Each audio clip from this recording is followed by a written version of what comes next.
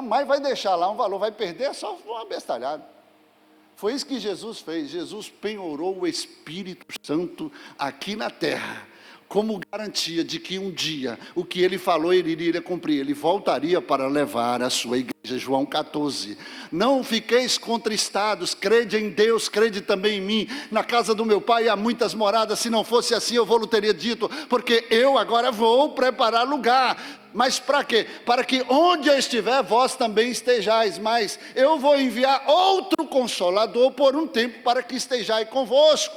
Aleluia, eu não vos deixarei órfãos, eu não vos deixarei desamparados, mas um igual a mim vai estar com vocês por um tempo, como garantia, penhorado de que um dia eu vou voltar. Eu que edifiquei, eu que construí, que paguei o preço por cada um de vocês, eu vou voltar, para que, aleluia, o lugar que eu vou preparar, para que onde eu estiver, vós também estejais. Aleluia, você pode aplaudir a esse Jesus maravilhoso? Aleluia! Então, queridos, você sabe que a obra que Jesus fez, ela não seria aceita diante da justiça de Deus se não fosse pelo Espírito Santo? Jesus nunca podia fazer nada sozinho aqui, porque ele era homem, ele tinha que viver a sua humanidade. Ele não viveu a sua divindade. Quando ele foi provado lá no deserto, tentado no deserto, quando o diabo perguntou se ele era filho de Deus, tinha a filiação divina, ele não precisava manifestar como um mero exibicionista. Eu vou lhe mostrar que eu sou filho de Deus, porque ele acabou e todos ouviram lá no Jordão, o próprio Deus falando, eis aí o meu filho amado em que a minha alma tem prazer, a ele ouvi. Ele não precisava, assim como nós não precisamos, queridos, dar show de exibição, mostrar quem nós somos, não.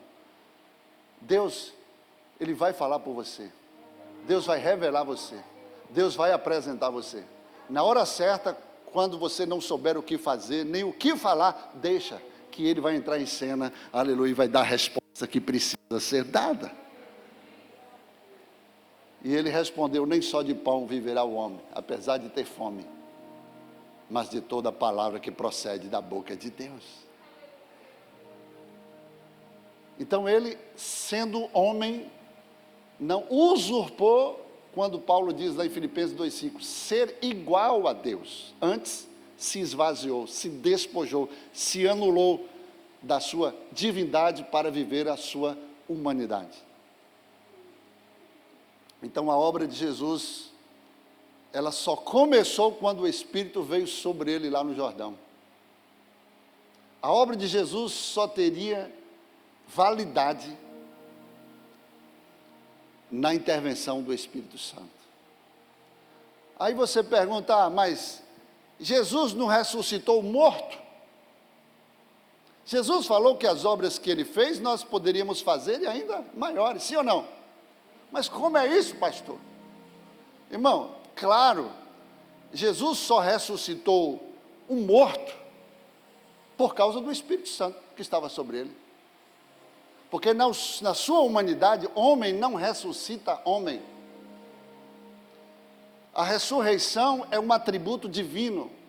A ressurreição é o que nós chamamos de milagre, intervenção divina. Homem não faz o que Deus faz. O homem só faz o que Deus faz quando Deus entra na vida do homem para fazer através do homem. Então Jesus, ele não podia ressuscitar um defunto. O pastor está falando heresia. Não, estou falando na revelação da palavra. Para Jesus, e vou piorar mais ainda, para Jesus ressuscitar um defunto, teve que ter ação do Espírito Santo. Ou então você acha por que Jesus, na hora que ele teve aperreado lá no Getsemane, em que ele quase desistiu na sua humanidade ali, revelando, mostrando para você que ele era homem, sujeito às mesmas paixões que eu e você somos. Ele lá no Getsemane, ele chegou no limiar humano, quando ele pediu a Deus, se possível, passasse adiante aquele cálice, que estava pesado demais. Se não fosse assim, ele não pediria aos seus discípulos, que ele estava treinando, que orasse com ele e por ele. Ou seja, intercedesse naquele momento. Neste momento nem podeis vigiar comigo. A luta era grande, ele precisava da oração dos discípulos. E ele orou a mesma oração por 3 vezes e foi até onde os discípulos estavam, e eles estavam dormindo. E Jesus os repreendeu porque eles não estavam na posição. Agora, Deus precisa de uma oração do homem? Isso para revelar, irmão, que Jesus, ele veio a esta terra para ser homem, para pagar o preço que somente o homem poderia pagar, e como homem, ele foi irrepreensível, conforme a justiça de Deus requeriria, e ele não cometeu pecado. Ele não conheceu o pecado. Ele poderia ser acusado, e ele mesmo disse: quem de vós me convence de pecado? Quem de vós pode me atribuir um pecado? Apesar de chamar ele como homem comilão, beberrão, e andava com as prostitutas e os bandidos iníquos da época. Quem de vós me convence de pecado?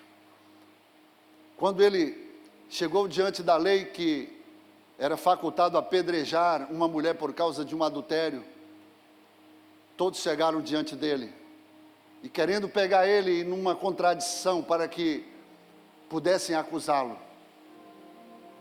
E ele simplesmente, irmão, quando vem uma acusação, ele não afronta a acusação, ele simplesmente, ele sabe como agir. E nos ensinando, nos instruindo, quando alguém lhe acusar, irmão, você não precisa responder. Você não precisa se defender, porque morto não se levanta para se defender. Quem vive em você vai tomar as suas dores e tem a resposta certa para te dar vitória. E ele simplesmente baixou e declarou: aquele que não tiver pecado, lança a primeira pedra. Enquanto ele escrevia, todos lançaram as pedras no chão, e quando ele olhou, só tinha aquela mulher sozinha diante dele. E ele perguntou: onde estão os teus acusadores? Ninguém te acusou, ninguém te condenou? E Jesus estava dizendo: eu não tenho pecado, eu posso atirar a pedra, eu posso te condenar, mas eu vim não para te condenar, mas para pagar o preço pela sua condenação, para pagar o preço pelo seu pecado. Eu vim para morrer no seu lugar, assumir a sua culpa, me tornar o que você é, para que você possa se tornar o que eu sou. Jesus não veio simplesmente para nos livrar das labaredas do inferno, do fogo eterno, não. Ele veio para nos dar vida, muito mais além. Ele veio para pagar o preço por nós, mas para nos dar vida e vida em abundância. Aleluia. É por isso, queridos, que nós precisamos aprender com Jesus.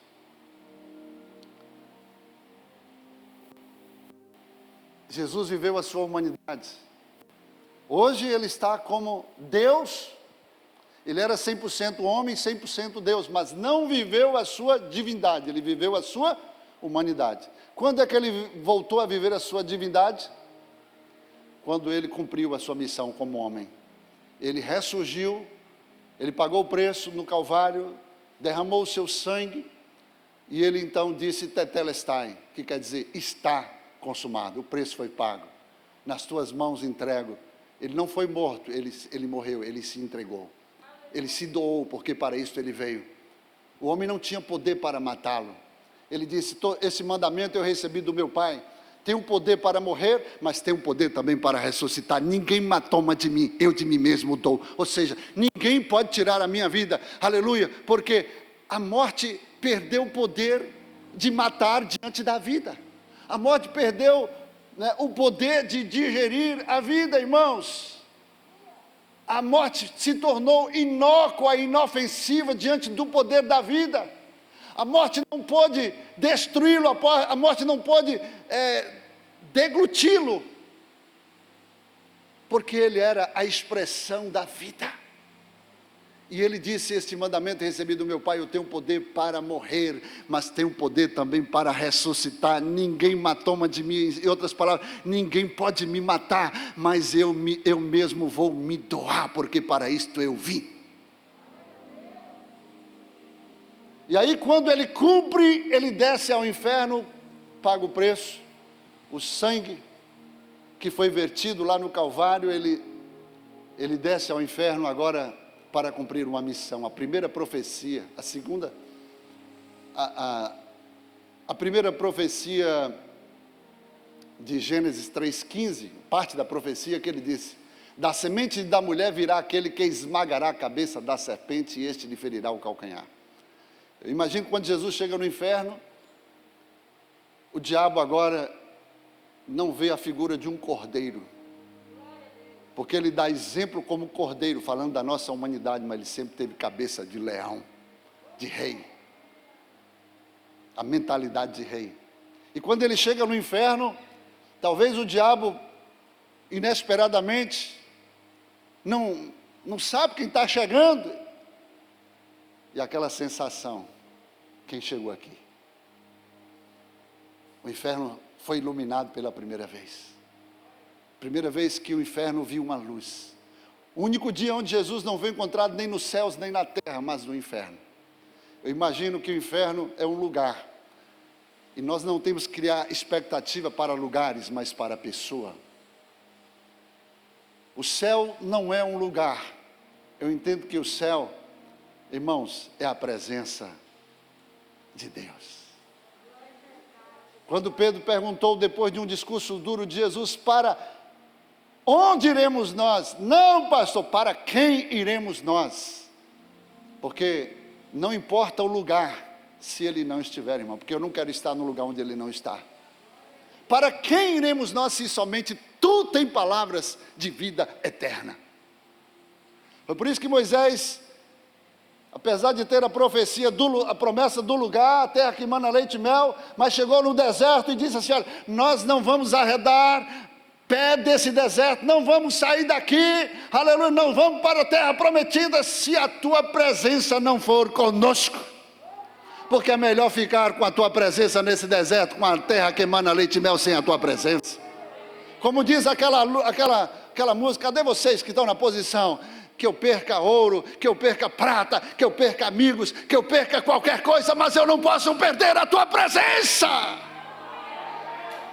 Aleluia! Jesus, tua presença é o que eu mais quero. Jesus, tua presença é o meu remédio. Jesus, eu não quero ouro nem prata, só quero que cuide de mim. Eita, que presença é essa? Presença que mexe, confronta,